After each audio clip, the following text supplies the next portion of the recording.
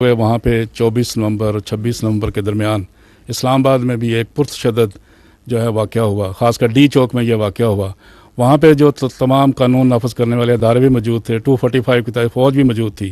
Casualty کے بارے میں بہت بیانیہ چلا، ایک سیاسی جماعت نے، باہر بیٹھے لوگوں نے بھی، اندرون ملک بھی، سوشل میڈیا پر ایک بیانیہ بنایا گیا کہ وہاں پہ اتنی زیادہ کیجولٹی ہوئی، زخمی ہوئے لوگ، گرفتار ہوئے۔ ایکچوئل پوزیشن کیا تھی؟ ہاسپٹل کی جانب سے بھی جو سوشل میڈیا کو فیڈ کیا گیا وہ بھی غلط معلومات فراہم کی گئی۔ ایکچوئل پوزیشن کیا تھی؟ فوج وہاں پہ موجود تھی، وہاں پہ کیا ہوا، کتنی کیجولٹی ہے، کتنی گرفتاریاں ہیں، کتنے زخمی تھے؟ دیکھیں، یہ جو مخصوص سیاسی جماعت کی طرف سے کی گئی یہ جو نومبر سازش ہے، اس کے پیچھے جو سوچ ہے وہ سیاسی دہشت گردی کی ہے، اور یہ اس کی تفصیلات واقعے میں جانے سے پہلے میں آپ کو یہ یاد کرانا چاہوں گا کہ یہ جو منفی اور تشدد کی سیاست کا سلسلہ ہے، یہ آپ یاد کریں تو یہ 2014 میں جب پارلیمنٹ پہ اور سرکاری اداروں پہ املاک پہ حملہ ہوا، اس وقت بھی آپ نے دیکھا، آپ نے مئی 2022 میں بھی دیکھا، نومبر 2022 میں بھی دیکھا،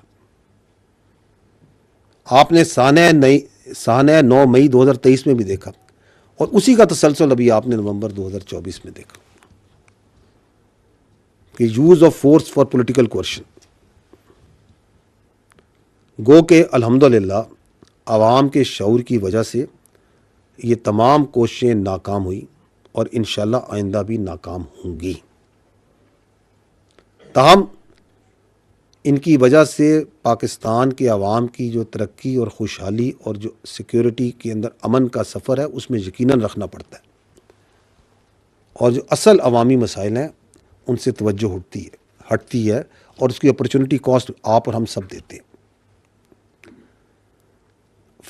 اس واقعے کے بارے میں 1 دسمبر کو 2024 کو وزارت داخلہ نے مفصل اعلامیہ جاری کیا تھا، جس میں انہوں نے یہ بتایا تھا کہ جو پاکستان کی فوج ہے وہ اس پورے واقعے میں اس پرتشدد ہجوم کے ساتھ بالکل ڈائریکٹ کانٹیکٹ میں نہیں آئی، اور نہ ہی اس کو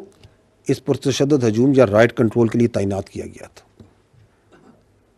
فوج کی تعیناتی صرف ریڈ زون تک محدود تھی، اور خصوصاً جب وہاں پہ دوست ممالک کے اہم وفود بھی موجود تھے۔ وزارت داخلہ نے اپنے اعلامیے میں یہ بھی واضح کیا کہ جو سیاسی قیادت تھی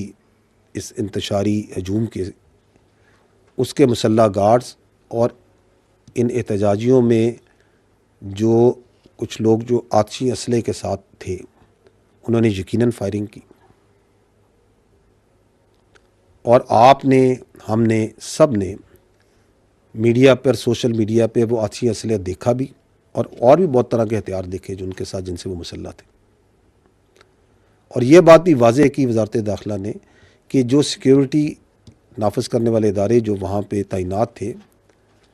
ان کو آتشی اسلحہ دیا ہی نہیں گیا تھا، اور جب وہ سیاسی قیادت وہاں سے بھاگی، مفرور ہوئی، تو آپ نے دیکھا کہ ایک پہلے سے تیار شدہ سوشل میڈیا کانٹینٹ اور فیک کانٹینٹ کو بڑی سپیڈ کے ساتھ ڈالا گیا، جس کا مقصد یہ تھا کہ بے بنیاد الزامات لگائے جائیں، تاکہ یہ جو بے معنی ہنگامہ رہی ہے اور یہ سیاسی جگہسائی ہے، اس سے ایک تو توجہ اٹھائی جائے، اور جو پہلے سے جاری شدہ سیاسی انتشار اور معاشرے میں خلفشار ہے اس کو مزید بڑھایا جائے۔ دیکھیں، قانون جو آئین ہے ہمارا اور قانون ہے، یہ بالکل اجازت دیتا ہے کہ آپ پرامن احتجاج کریں، آزادی حق، جو آپ کی آزادی ہے اظہار رائے ہے، اس کا حق بھی دیتا ہے، لیکن یہ تمام جو حقوق ہیں یہ کسی قاعدے میں اور کسی قیود کے تحت ہیں۔ اگر آپ کیلوں سے لگے ڈنڈے لے کر، آتشی اسلحہ لے کر، ٹیئر گیس شیل لے کر دھاوا بولتے ہیں، پولیس اور رینجرز پر حملے کرتے ہیں، ان کو شہید کرتے ہیں، تو یہ سیاسی احتجاج نہیں، یہ سیاسی دہشت گردی ہے، اور اس کو کوئی قانون اس کی اجازت نہیں دیتا. اگر ہم مسلح جتھوں کو لے کر وفاق پر حملہ آور ہو جائیں اور اس کو سیاست مان لیں تو کل کوئی بھی گروہ، کوئی دہشت گرد پیسے کے زور پہ، اسلحے کے زور پہ، طاقت کے بل بوتے پر اپنی سوچ مسلط کرے گا. سوال جو ہے وہ لارجر کوشچن یہ ہے کہ یہ جس طرح میں نے پہلے عرض کیا کہ واٹ از دیٹ تھنگ جو کہ اس منفی سیاست کو سپیس دے رہی ہے کہ بار بار یہ ہو رہا ہے. اگر آپ اس پہ غور کریں تو اس کا جو سب سے بڑا انیبلر ہے وہ فیک نیوز اور جھوٹا پروپیگنڈا کرنے کی صلاحیت ہے، جو کہ اس کے منصوبہ سازوں کو، سہولت کاروں کو یہ اعتماد دیتا ہے وہ کچھ بھی بیچ سکتے ہیں. آپ کے سامنے ہے کہ 9 مئی فیلس فلیگ ہے، یہ فوج نے خود کرایا، اداروں نے خود کرایا، ان کا یہ بیانیہ بیچنا شروع ہو جائے. اور ابھی 26 نومبر کو بیسوں نہیں تو سینکڑوں نہیں تو ہزاروں ان کے جو احتجاجی ہیں وہ شہید ہو گئے. یہ بیانیہ بناؤ اور بیچو، because they have that confidence کہ ہم کسی قسم کا جھوٹ بیچ سکتے. اور اس کے پیچھے وہ ایک سوشل میڈیا ہے، اس کو چلانے والے ہیں. And that is why we can safely say کہ یہ جو انتشاری سیاست ہے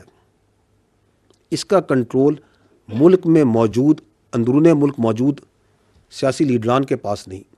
بلکہ ملک سے باہر چلنے والے سوشل میڈیا کے پاس ہے. ان نامی اور بے نامی اکاؤنٹس کے پاس اس کی سیاست کا کنٹرول ہے. اور آپ یہ بھی دیکھتے ہیں کہ کس طرح ایک دم انسانی حقوق کی تنظیمیں پوری دنیا سے قانونیت کا اور انسانی حقوق کا منافقانہ پرچار کرنے والی تنظیمیں ایک دم پاپ اپ ہوتی ہیں. وہ جن کو جو واضح اور کھلی بربریت غازہ میں اور کشمیر میں ہو رہی ہے وہ ان کو نظر نہیں آئے گی. ان کو شام اور لیبیا میں ہوتے ہوئے مظالم نظر نہیں آئیں گے. ان کو پاکستان میں ہوتی ہوئی خارجیوں کی اور دہشت گردوں کی بربریت بھی نظر نہیں آئے گی. لیکن فیک کانٹینٹ، فیک ویڈیوز اور اندیکھی لاشوں پہ آپ دیکھیں گے کہ ان کے جذبات بے قابو ہو جائیں گے. یہ جو تنظیمیں ہیں، یہ جو باہر بیٹھ کے یہ جو ہیومن رائٹس کے اوپر واویلا مچا رہے ہیں، میں ان سے درخواست کرتا ہوں کہ آپ اسی طرح کی، اور یہ سوشل میڈیا جو باہر بیٹھ کے اس انتشاری ٹولے کا چلا رہا ہے، انہیں میں درخواست کرتا ہوں کہ آپ اسی طرح کی سوشل میڈیا کمپین غازہ اور کشمیر پہ چلائیں.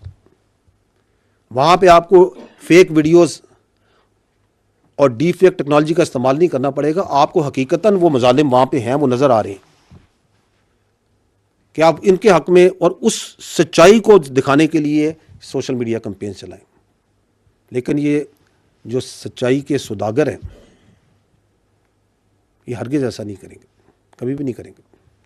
اور نہ ان کو اجازت ہے ایسا کرنے کی. تو یہ ہے حقیقت اس واقعے کی.